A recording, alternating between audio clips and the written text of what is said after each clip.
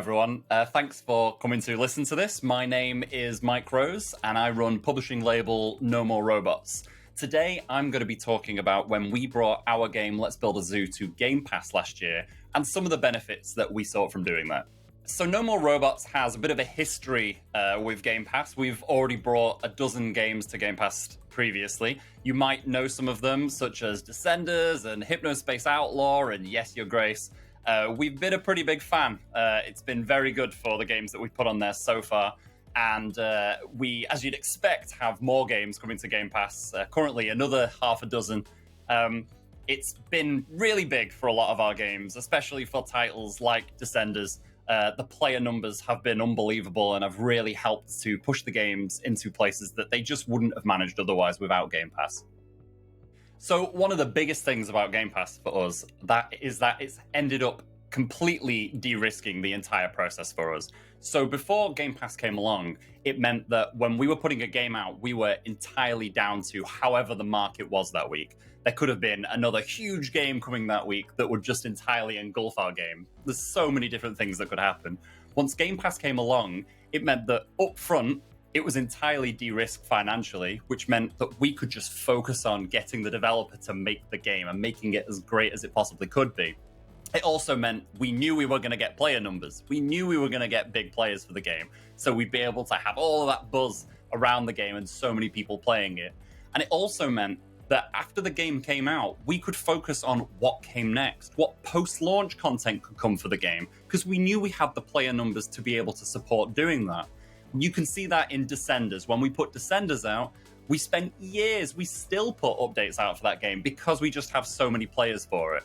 So Game Pass has ended up being huge for every game that we've put out. So when we came to bring Let's Build a Zoo to Game Pass last year, we had all of these things in our mind, the reducing the financial risk and bringing the player numbers, but we also had some thoughts on what we really hoped the game would achieve on Game Pass.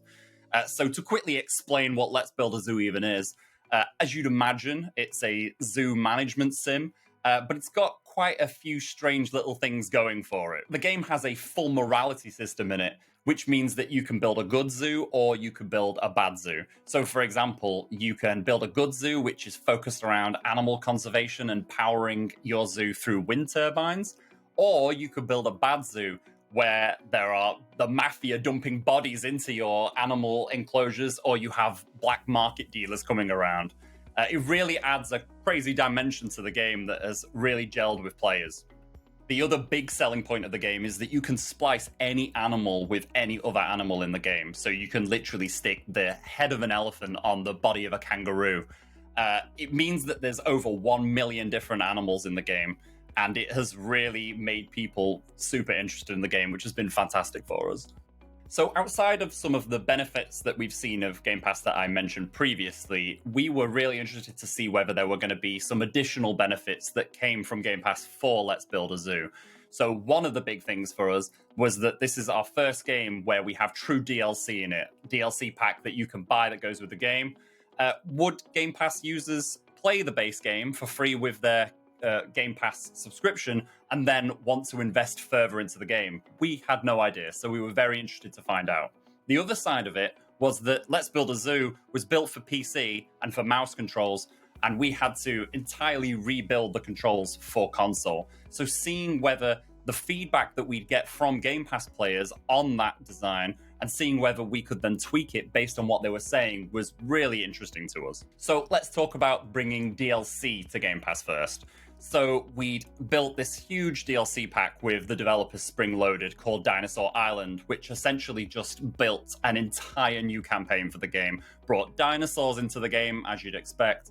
We were really interested to find out whether Game Pass users were going to want to invest further in the game that they'd played for free on Game Pass. It turns out the answer is yes, and we were really quite genuinely surprised by the results that we saw, pleasantly surprised. So when we looked at the number of people who were buying just the DLC on its own, the base DLC, versus the number of people who were buying just the base game on its own, unbelievably, the number of people buying the DLC was 3.8 times more than the number of people buying the base game. that might sound impossible. The reason, of course, when you think about it, is that clearly people were playing the game for free on Game Pass, and then they were thinking, yeah, okay, go on then, I'll play the DLC. So much so that we were seeing 4 times as many people actually giving us money for the DLC versus people buying the base game. The other side to this was that we saw an incredible attach rate of people buying the game in the bundle. So we had a bundle available, which was the base game and came with the Dinosaur Island DLC, and you could choose to buy both of those together for a discount price. Now, normally we'd probably see about 40 to 60% of people choosing to buy the bundle versus buying just the base game on other platforms. On Xbox, it was about 90%, about a 90% attach rate. And again, when you think about why has that occurred, it becomes pretty obvious that it's been a benefit of Game Pass. So you can see people are playing the base game on Game Pass. They're thinking, well, you know what? I'd quite like to play the DLC, but if I don't buy the bundle and I just buy the DLC, then when Let's Build a Zoo disappears off Game Pass, I will then have DLC that I don't have the base game for. So a lot of people were opting to buy the bundle because of that. As you'd expect, that was amazing for us. It means that nearly every single person on Xbox who was investing in Let's Build a Zoo, they were choosing to buy the bundle. They were choosing to buy all the content for the game all in one go. As you'd expect, it's pretty amazing for us in terms of the results that we saw from the sales. So the other point I mentioned earlier was wondering whether we were going to be able to use feedback from Game Pass players to tweak the design for the game. Originally a PC game using mouse controls, usually management games can be a little tricky to bring to console. Translating those mouse controls into a Xbox controller can be a little bit daunting. Spring-Loaded, the developers, worked incredibly hard for a year on making these controls work as perfectly as possible on console. They ended up going for a radial design where you could essentially select everything off a normal PC menu by pointing in a direction and pressing A on it.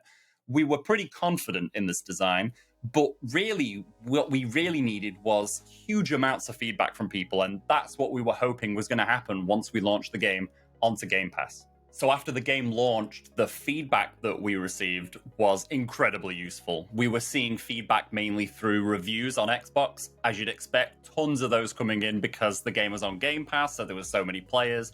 We were able to really quickly see whether there were specific things that people were having an issue with to do with the design. We were also utilizing Xbox clubs. We were putting out blog posts on there. There was hundreds of thousands of people reading each of those and leaving comments. From all of these combination of comments, we were able to really quickly see if there was anything jumping out. The good thing for us was that people seemed to be really enjoying the design, which was a huge relief. There were little things here and there which we started to notice. We were able to collect all of those up and then put out patches in the coming months using tweaks based on what people were saying. So the feedback from all of this was fantastic in the end. So to wrap it all up, really, as you've seen, the benefits that have come to Let's Build a Zoo have been great. I mean, if I had to really sum up the big one for me, as you'd expect, it's the DLC sales. Seeing those bundle numbers and seeing just the sheer number of people choosing to buy the DLC was unbelievable. It certainly made us think about the things that we're going to do with DLC, not just for Zoo in the future, but also for any games that we put onto Game Pass in the future. It's unbelievable to see the number of people who are happy to play a game for free using their Game Pass subscription and then further invest in a game and a developer. Anyway, thank you very much for listening. And if you'd like to, Let's Build a Zoo is available to play it on Game Pass. Let us know what you think of it.